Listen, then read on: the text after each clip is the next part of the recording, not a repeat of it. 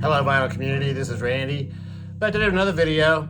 Picked up some records during the month of May, and so I'm going to show those to you today. Today is May the 31st, so yeah, month is already over. I showed, a couple months ago, I showed this record, Kendrick Scott. Corridors is the name of the record. Kendrick Scott is a drummer.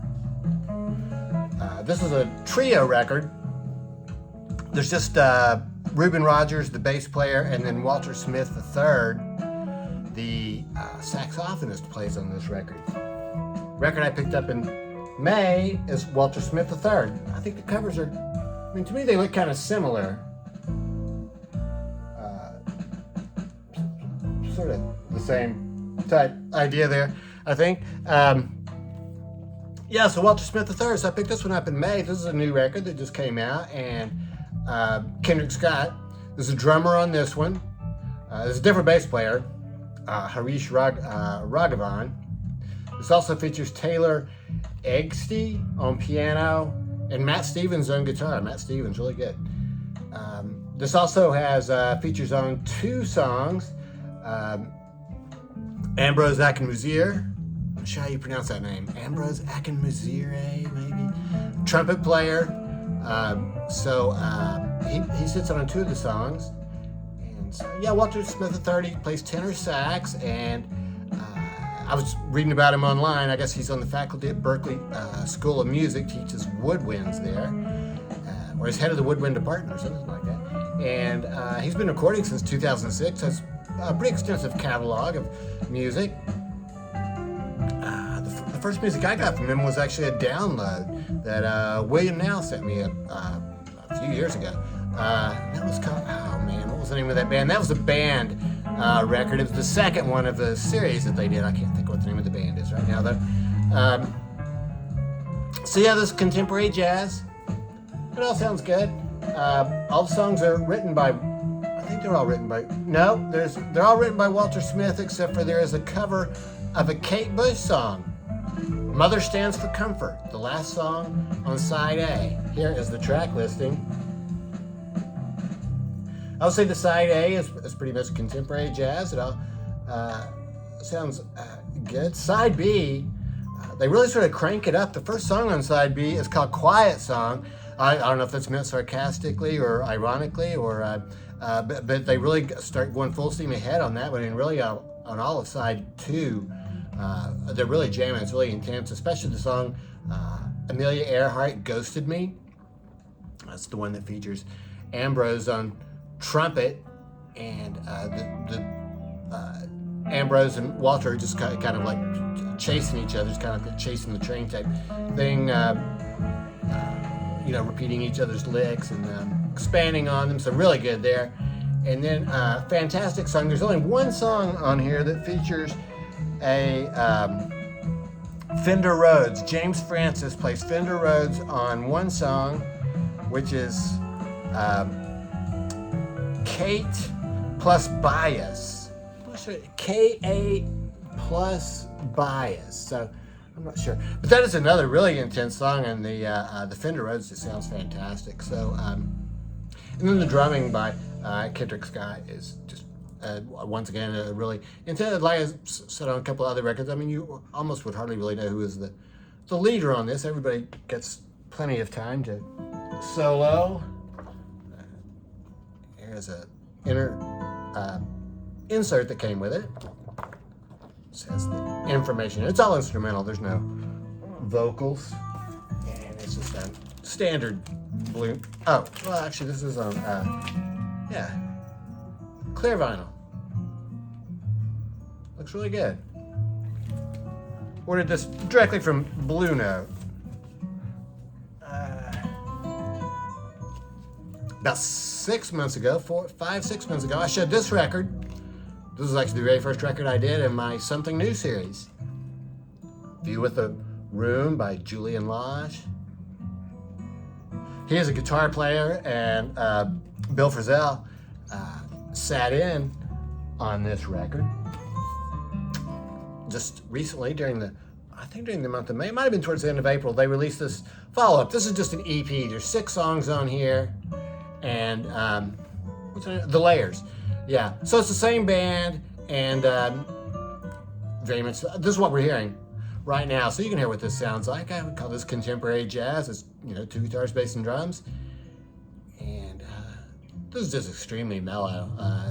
This is, to me, is perfect morning coffee drinking music, or I don't know, when you maybe just really want to relax, maybe do some light, some reading or something, and have some music in the background. Not too intense. Yeah, Julian Lage. He wrote all the songs on here and arranged them. I guess one thing that's different about this EP from the album is there's 2 songs on here that are just Julian with one other person. One of them he's playing with just the bass player, and then another one is just Julian and Bill Frisell. The rest of it is the entire band. So yeah, sounds pretty good. A year or so ago, Sean sent me this Surfbort record. Sean Cecilia. Surfbort is I guess a punk band or a garage rock punk band. So I was just reading about them online, and it seems like I guess they started in, I think it's in New York, but they moved to Los Angeles since then. And this one came out in 2021. It's on Hozak Records. I've shown this one before. Cool looking record. So yeah, I really like that one a lot. So I was looking online, and this is actually a record store day record from 2022, from I think it was September or June of 2022, so about a year old. So this is their album, Surfbort, Keep on Truckin'. And it's just fantastic. I really like it a lot. It's definitely punk rock. I think, inevitably you would have to compare them to Amyl and the Sniffers, and I think they do sort of sound alike. I mean, the 2 women's voices, I think, sound sort of similar, and the styles are, punk, garage rock. So, I wouldn't say you would confuse them with each other, but definitely the same sort of style. So, yeah, this is really excellent. And some of the ones on here, too, get to be, I would say, almost just like pure pop songs. And it seems to me there should have been like hits on the radio, like Life's a Joke. Would be the main one that I thought was really like that. So yeah, it's really pretty good. Yeah, produced and engineered by Linda Perry. Let's see. Oh yeah, here's the band members are Danny Miller on vocals, Dani, Alex Kilgore on guitar, Nick Arnold on bass, Matt Piccola on guitar, Sean Powell on drums. Yeah, Surfbort. Very cool. Came with an insert and the lyrics, which I really like having the lyrics because it just helps. And I like the way they've laid them out. It's all very easy to read and sort of decorated and stuff. So I like that. This came with this cool blue vinyl. There's a bear there on the label. I'm not sure why. Cool though. Blue vinyl, yeah. Very nice. Surfbort. I picked up this compilation record that came out in May. This is called the Jazz Room Volume 2. It's compiled by Paul Murphy. Evidently, Paul Murphy is a DJ from the UK, and it sounds like I was reading about him online too. And it seems like he started being a DJ in the late 70s, and he was part of a movement there, I guess, where they combined jazz with more danceable music. So he did some other things. Anyway, he started producing or releasing some records in 2014. I think he released a jazz compilation. In 2019, he released the Jazz Room, Volume 1. This is Jazz Room Volume 2. So this is a 2-record set. I think that these are all British bands, and these are not 1960s songs. It's not old jazz. It's new music. So it's definitely jazz, but it's, I guess, dance-oriented jazz or sort of like funky type jazz. All those songs recorded like 2008, 2009, right up to 2021. So some of them are really quite new. I have never heard of any of the bands on this record. So they all sound good. And there's just a little bit of information there about each song. Sort of like, I guess maybe these are some record sleeves for the bands or something along those lines. Yeah, the Jazz Room, compiled by Paul Murphy. Really have liked this one. I've been playing this one a lot. Cool labels here, yellow there. This shows, it's kind of hard to see, but that's a tape deck there, reel-to-reel tape deck on that label. This side is green, and then there's a picture of Paul on the other side. Yeah, so maybe I'll go back and get volume 1. I don't know, it's nothing urgent, but if I happen to come across it somewhere, I'd probably pick it up. I picked up another record store day record from this year, Gong, live in Lyon. December 14th, 1972. This is the very early stages of Gong. This is before Steve Hillage joined the band. And they don't have quite as many songs. I think they had just released, or were in the process of releasing the first album of the trilogy. Flying Teapot, I think, is the name of that first album from the trilogy.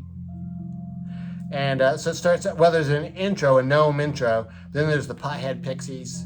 So it sort of starts with that. And they do some songs from that. Then sides C and D really just get into some longer jamming type stuff, and especially on side D. And this is really cool because they're really doing some more rocking type stuff, and you can hear David Allen playing guitar and doing some rock type leads rather than, maybe, well, so much of Gong, especially the ones from the trilogy, I would hardly even classify them as rock. They use rock-oriented instruments, but there's just so many different sounds, and of course the space whisper of what's his counterpart's name? Julian, I think is her name. So yeah, all of side F of this is Teapot Jam. So really cool. For me, I like it. The cool thing about these Gong records too is just the way they present them with the art all the way through, and they just have so much stuff to look at here.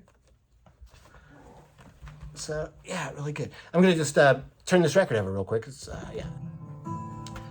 So here is the back cover, and the inside of it I think is a really just a lot of cartoons and artwork. It's all part of the sort of the Gong mythology though, so sort of all flows along. I just wanted to mention also that the last song on side A is Why Are We Sleeping, which is on the first Soft Machine album. So David Allen had been an original member of Soft Machine and then left before they ever recorded an album, but he does that one song on here, or they do, the band Gong, Why Are We Sleeping? It was actually written by the other members of Gong.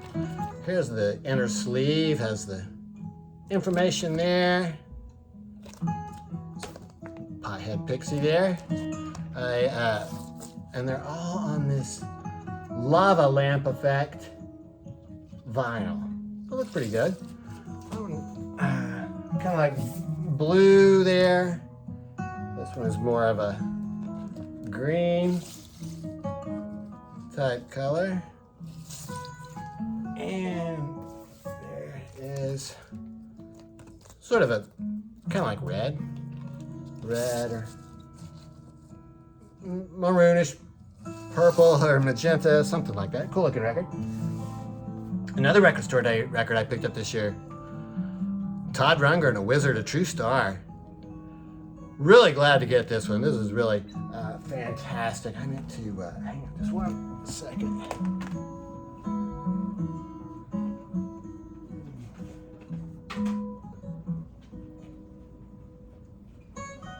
Okay.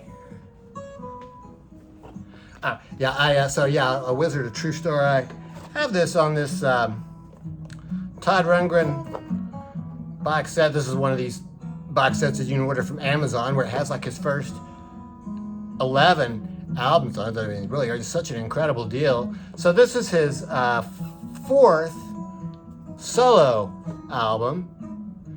Something Anything was just before this. On Something Anything, he played all the instruments, did all the singing, except for one side, which was recorded live.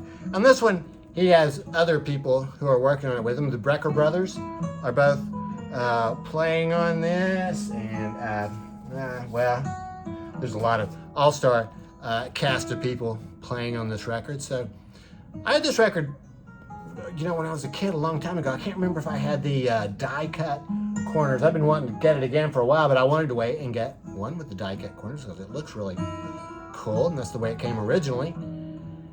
And I had it a long time, but I just didn't get into it too much back then. And I really, the CD, but I tell you, just listening to it here since I've gotten this record, actually just about the third time I listened to it, it just really started to make more sense to me. And the whole thing is sort of a concept album, and I think he has sort of some messages in here, which I would be hesitant to try to articulate, but it maybe just sort of struggles that every person goes through, or the parts of life, I guess, things in life that people go through. So it's really good. So it's not just straight love songs, I guess, is maybe sort of what I'm trying to say here. And the artwork is really cool. I tell you, the name of this album, A Wizard, a True Star, I think just probably had to hurt him. I mean, I know when I first heard that, I thought, God, that just sounds so it's not very modest, I guess, to call you, Todd Rundgren, oh, I'm a wizard, a true star. But he actually addresses that in the liner notes here, and he writes them there, that I'm not a real star, something like that. So, I don't know, I probably would have thought twice about that name, but overall, I guess it's okay. And the people who, Todd has a lot of really very dedicated followers, and they're down with that title, I think, and that, yeah, Todd the God, as it were. Here is the record. This is some sort of colored vinyl. I just don't know if it really necessarily looks that good. I don't think these colors are all that great, but it's okay. It's really cool that the inner sleeve also has the same die cuts around the corner, and the lyrics too, which I really like. So it was a really fantastic album, so I was glad to pick that one up. It came with the original inserts too, which it came with this postcard originally, and you were supposed to fill this out and tell Todd who you were. What did he say he was going to do?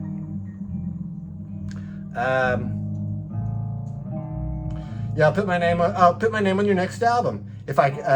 So he's telling him here, if you'll print your name on this and clearly print your home and address, and he'll put your name on the next album. This next album was Todd. 2-record set just called Todd. And I assume he followed through on that. And then it also came with this, this album came out in 1973. And here's actually, I didn't even read this. I didn't know this was here. An insert. I guess it looks like this has just been written out. Revisiting Todd Rundgren's musical Lava Lamp, A Wizard, a True Star. Isn't that an interesting coincidence? They call this a musical Lava Lamp, and the Gong record I just showed was on Lava Effect vinyl. I'll have to read this. This looks good. But originally it came with this insert. With this, it's a Band-Aid, and it's a poem by Patti Smith. And I mentioned 1973 because Patti Smith didn't even record her first album until 75. So I think she was a rock critic, maybe up there in New York, along with being a poet. Last record I have to show you today is this 13 of the Best, the 13th Floor Elevators. I really like that cover. I like this is embossed here. The jug is embossed. It has the sun down here. This is also embossed up here, and you get the eye. It's a fantastic cover. And this has songs from all 3 of their studio albums. 13 of the best songs, 13 of the best recordings. This is put out by Charlie Records. And Charlie has reissued the first 2 records in both mono and stereo. And this record is a mixture of mono and stereo. There's some cool stuff here on the back about, you might want to pause and read about all these different things that 13 can, let's see if I can get that. Yeah, 13 can mean or signify. And this is just some information about this recording. So, even though I have all three of the 13th Floor Elevators albums, I was going to get this best of because, well, it looks really cool and I really like the 13th Floor Elevators, so I decided to go ahead and get it. And a really cool thing that I really like about it, and it's a cool thing about getting the compilation, is it has information about each song. So it's a couple of the songs that weren't even sung by Rocky Erickson. And yeah, information about each song. So, yeah. And this is on delicious black vinyl. Very cool label there. I'm just not sure. I have a Sundays reissue that uses the same kind of label, so I'm not sure if that was the original label, because I've seen, you know, that original record company, which was, International Artists. There are other labels that I have look different from that, so I'm not sure exactly what the story is with that, but the sound on it's really good, and it's all been remastered and everything, so, yeah, 13 Floor Elevators. So, yeah, that's it. So, let me know what you think about these records. I'd be interested to know what you think about them, if you've heard them, or if you want to hear them. And, wow, that sun is just, it's coming, sun's coming through the window there. So, yeah, let me know what you think about them, and, yeah, I guess that's it. I hope everybody's doing well. Thanks very much for watching.